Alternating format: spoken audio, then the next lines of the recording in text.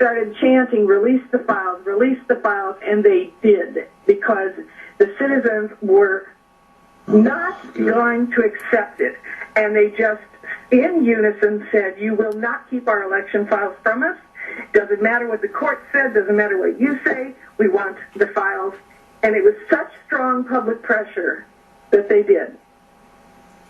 Now, Bev, I want to stop you right now. I don't think listeners realize the magnitude of the three stories they just heard.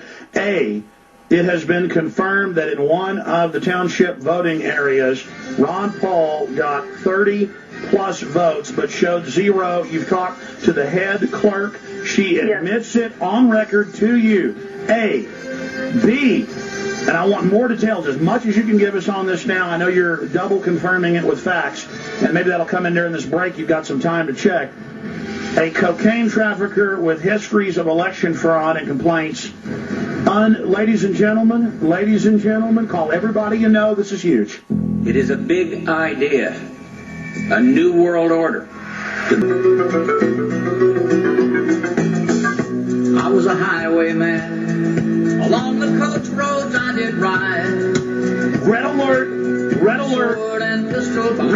ladies and gentlemen. Coast to coast, border to border. I don't care if you're in Germany, in China, in Mexico, in the Netherlands, in Africa. You're listening right now. The evidence of the fraud. Spread the word everywhere. It's got to go supernova on the web. Paul Watson's got an article going up in the next 10 minutes with the exclusive Bev Harris just brought you. She is an impeccable source, but don't produce HBO specials on this. She has been the stalwart out there ferreting all of this out. She's also very conservative in her analysis. Frankly, it's much worse than even she says, because I've been on this for over a decade. But she's very, very precise. Last night we got the tip at RonPaulWarRoom.com. We talked to the family this morning, and they're saying, well, the county officials are telling us wait and only talk to them. No. Well, the good news is Bev Harris called that very same township. They have towns, not counties there, but it's the setup of the same system, the city clerk.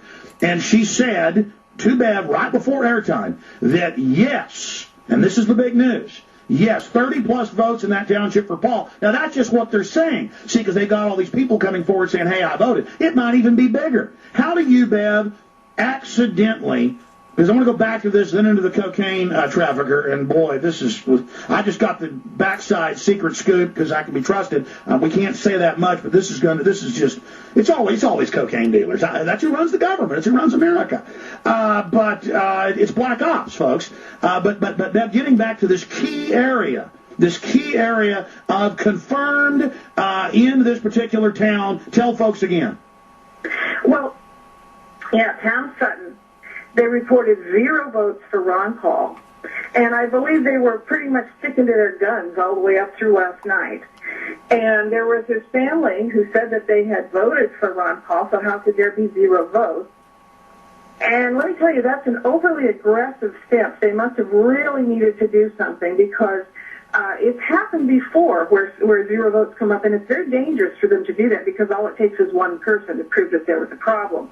Well, they have now admitted that there were 31 votes for Ron Paul, not 0. And one thing I would encourage your listeners to do is to go to the website, or go to whatever website has these results, and just look at how many little townships in New Hampshire even have as many as 31 votes for Ron Paul. And that's the point. You wonder how much he really got. And by the way, there are a bunch of townships that show 0, and you'll have hundreds and hundreds of votes, and he gets 0. Even if he's at 8%, then he should get 8 out of 100 instead of 0 out of 300, 500, 600. Folks, this stinks absolutely to the gates of heaven. Another thing to look for as you're looking at the detail results is look in the ones where they say other votes. In the Democratic column, I noticed that the town of Manchester reported 570 votes of other. I mean, what is 570 people voting for other?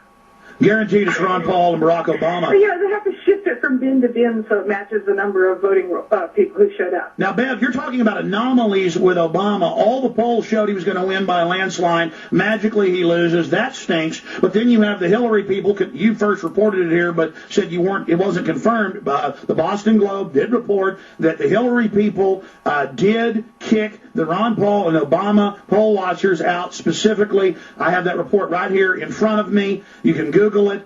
So that's Boston Globe there. Now, you can call that an anomaly, but this is not an anomaly. I mean, Let me tell you a little bit about but people really respect you, so I need you to specifically say, what is it when they admit they gave him 0 and it's 31? That election's thrown out right there. That election is, look, they're always going to say it was an error. Guess what? When someone embezzles money, they always have a plausible excuse for how this and that happened. It is not acceptable. What is their job? They have one job on election night, and that is to result numbers for what? 12 candidates? That's it. Folks, you've got 350-something votes in the town, and 31 of them are for Ron Paul, but they can't get that on the paper. They take the people's votes, and then magically, look, if they miss 5 out of 31, it could be believable. But all of them, Bev? Right. And you have to actually write a circle, a 0, in the spot. You know, it's not a plausible. It doesn't matter to me if it's plausible. I think we have to get to the point where we stop accepting excuses. What about these other towns? I guarantee you the other places he got 0, he didn't get 0. And I guarantee you those towns where it says 500 and something other, I bet my bottom dollar 80% of that's Ron Paul and Barack Obama. What do you say, Bev? Well, I can't speak to that because I'm conservative and only report exactly what I can prove. But let me say... Stay there. We got a break. Final segment with Bev Harris. She's going to pop back in the third hour with all the new stuff she's learned. This is Armageddon.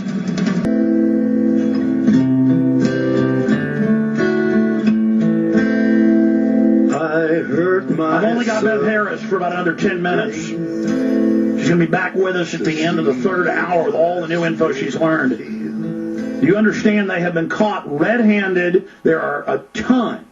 Like I counted them up last night. It looked like 15 or 20. I've got to count them up again because they're changing.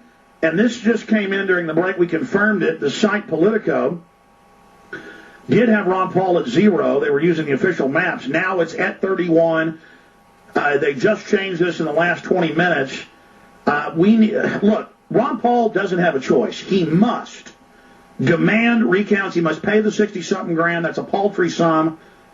I'll dig up 60-something grand from listeners. I know you'll do it if we have to.